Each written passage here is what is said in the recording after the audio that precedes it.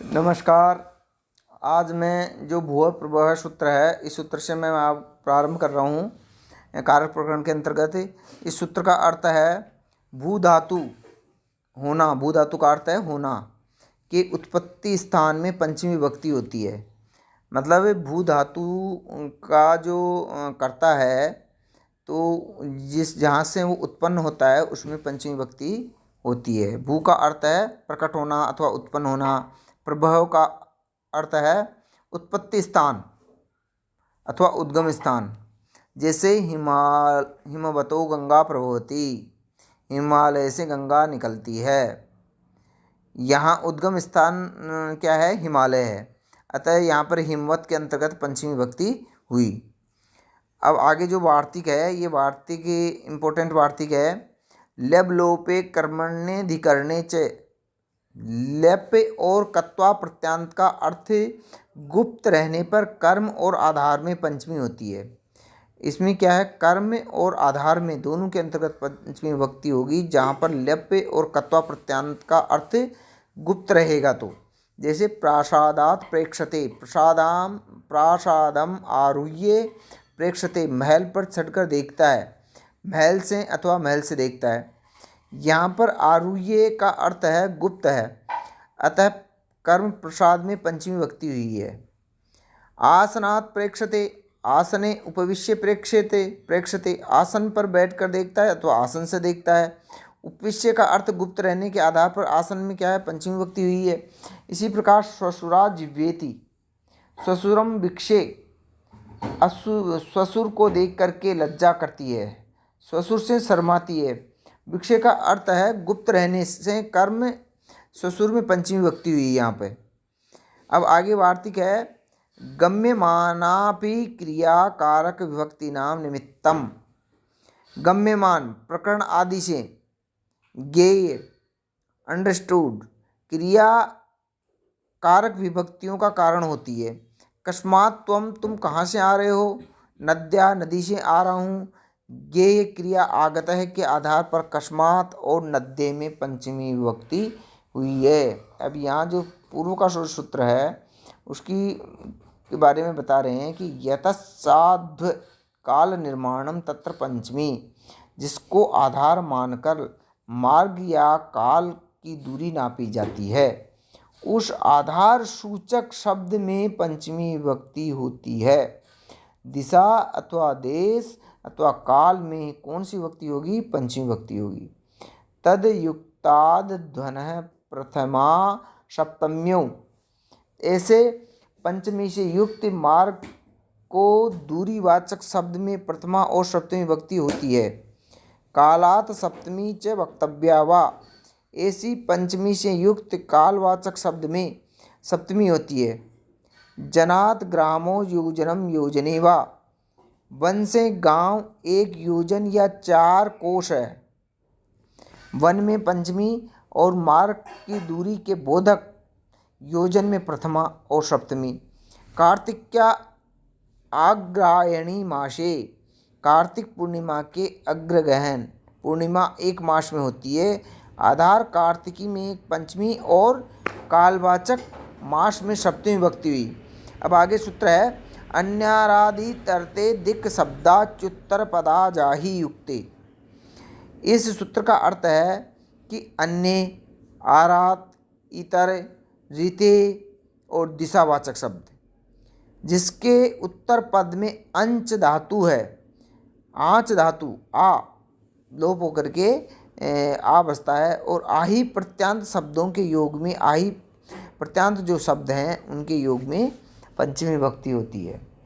अन्य शब्द हैं जो अन्य अर्थ वाले हैं, शब्दों का बोधक है। अन्य अर्थ वाले इतर शब्द का ग्रहण केवल विस्तार के लिए है। अन्यो भिन्नो इतरो वा कृष्णात्, कृष्ण से भिन्न। अन्य के कारण यहाँ कृष्ण में कौन सी विभक्ति हुई? पंचमी विभक्ति हुई, क्योंकि यहाँ अन्य ये जो अव्यय हैं, अन्य हैं, आरात है, इतर है, रीते है, दिशावाचक शब्द हैं, और इसके उत्तर पद में अंच धातु अथवा यह है। तो यहाँ पर क्या है? अन्यो भिन्नो इतरो वा कृष्णात्, अन्य के कारण यहाँ पर अन्य कृष्ण से क्या है? भिन्न है। तो यहाँ पर अन्य शब्द, अन्य जो अव्यय है आने के कारण यहाँ क्या है, कृष्ण में पंचमी विभक्ति हुई। आरात वनात, वन से दूर या समीप, आरात के कारण पंचमी विभक्ति हुई। रीते कृष्णात, यहाँ रीते आने के कारण कृष्ण में पंचमी विभक्ति हुई। और पूर्वोग्रामात, दिशावाचक शब्द होने के कारण यहाँ ग्रामात में पंचमी विभक्ति हुई। और जो है आगे है सूत्र में, दिक् शब्द का अर्थ है जो दिशा सूचक अर्थ में प्रचलित है, ऐसा दिक्वाचक देश और कालवाचक हो तो भी उसके साथ पंचमी होगी। चैत्रात पूर्व है फाल्गुन है, चैत्र से पहले फाल्गुन आता है। काल पूरक पूर्व के कारण चैत्र में पंचमी विभक्ति हुई है। अब यहाँ आगे जो सूत्र है वो है पृथक विना नाना भिस्तृतीया अन्यत्र श्याम, कि पृथक बिना नाना के योग में विकल्प से तृतीया विभक्ति होगी। यहाँ विकल्प से कह रहे हैं ये। अन्यत्र श्याम, अन्यत्र श्याम का मतलब क्या है, विकल्प, विकल्प से तृतीया विभक्ति होगी, अर्थात अन्य विभक्तियाँ भी होगी यहाँ पे। पक्ष में पंचमी और द्वितीय विभक्ति भी होगी। सूत्र में अन्यत्र श्याम जो शब्द है वो क्या है, पंचमी और द्वितीय के समावेश के लिए है।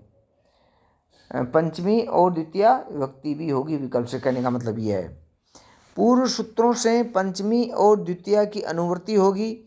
पृथक रामेण रामात रामम वा, राम से भिन्न पृथक शब्द के कारण तृतीया, पंचमी और द्वितीय हुई। इसी प्रकार बिना और नाना के साथ भी तीनों विभक्तियाँ होगी। किसके साथ में होगी, पृथक और बिना के साथ में भी। जैसे पृथक और नाना, पृथक, ये सूत्र का कहने का मतलब अच्छी तरह इसका अर्थ समझ लीजिएगा। पृथक बिना नाना विस्तृतीया अन्यत्र श्याम, अर्थात पृथक बिना और नाना के योग में विकल्प से तृतीया विभक्ति होगी। पक्ष में पंचमी और द्वितीय होगी कहने का मतलब। अन्यत्र श्याम का अर्थ है कि पंचमी और द्वितीय विभक्ति समावेश के लिए है। पूर्व सूत्रों से क्या है, पंचमी और द्वितीय की अनुवृत्ति होती है। पृथक रामेण रामात रामम वा, राम से भिन्न पृथक शब्द के कारण तृतीया, पंचमी और द्वितीय हुई है। इस प्रकार बिना और नाना के साथ भी तीनों विभक्तियाँ होगी। अब आगे सूत्र है दूरांतिकार्थिभ्यो द्वितीया च। इस सूत्र का अर्थ क्या है कि दूर और समीप के वाचक शब्दों में द्वितीया होगी। दूर और समीप के वाचक शब्दों में कौन सी विभक्ति होगी, द्वितीया होगी। सूत्र में च के द्वारा पंचमी और तृतीया भी होती है। यह सूत्र प्रातिपदिक अर्थात प्रथमा के अर्थ में लगता है। अन्य अर्थों में अन्य विभक्तियाँ भी आ सकती है। ग्रामस्य दूरम दूरात दूरेण वा, अर्थात दूर और समीप के वाचक शब्दों में द्वितीय होगी। जो ये कहने वाले जो वाचक शब्द हैं, अर्थात बोध कराने वाले जो शब्द हैं, दूर अथवा समीप का बोध कराने वाले जो शब्द हैं, उनमें क्या है, द्वितीय विभक्ति होगी। और सूत्र में च के द्वारा पंचमी और तृतीया भी होगी, अर्थात पंचमी और तृतीया विभक्ति भी होगी। द्वितीय का बता ही दिया इन्होंने। और फिर क्या है, च से किसका अधिग्रहण किया गया है, च के द्वारा द्वितीया, तृतीया और पंचमी का अधिग्रहण किया गया है। यह सूत्र प्रातिपदिक अर्थात प्रथमा के अर्थ में लगता है। अन्य अर्थों में अन्य विभक्तियाँ भी आ सकती है। ग्रामस्य दूरम, यहाँ ग्राम के साथ में दूरम, दूरात, दूरेण वा, गांव से दूर। इस सूत्र में क्या है, द्वितीया भी हुई है, पंचमी भी हुई है और तृतीया भी हुई है। यहाँ दूरम में द्वितीया है, दूरात में पंचमी है और दूरेण में कौन सी विभक्ति है, तृतीया विभक्ति है। इसी प्रकार ग्रामात अंतिकम, अंतिकात, अंतिकेन वा। इसी प्रकार यहाँ पे क्या है, जो अंतिक शब्द है गांव के समीप, पूर्व तीनों विभक्तियाँ हुई है यहाँ पे क्या है, अंतिकम द्वितीय विभक्ति, अंतिकात पंचमी विभक्ति और अंतिकेन तृतीय विभक्ति। इस सूत्र में असत्ववचनस्य द्रव्यवाचक न हो है कि अनुवृत्ति से दूर और समीप वाचक शब्द द्रव्यवाचक होंगे तो ये विभक्तियाँ नहीं होगी। जैसे अदूरः पंथा, अर्थात मार्ग समीप है, मार्ग दूर नहीं है। अदूरः नहीं तत्पुरुष समास है यहाँ पर। तो यहाँ पे क्या है, मार्ग समीप होने के कारण क्या है यहाँ पे, कौन सी विभक्ति हुई, अन्य विभक्तियाँ नहीं, यहाँ पर ये विशेषण है। अदूर शब्द द्रव्यवाचक मार्ग का विशेषण है, अतः ये विभक्तियाँ नहीं हुई है, यहाँ पे प्रकृति विभक्ति ही हुई है। थैंक यू, धन्यवाद।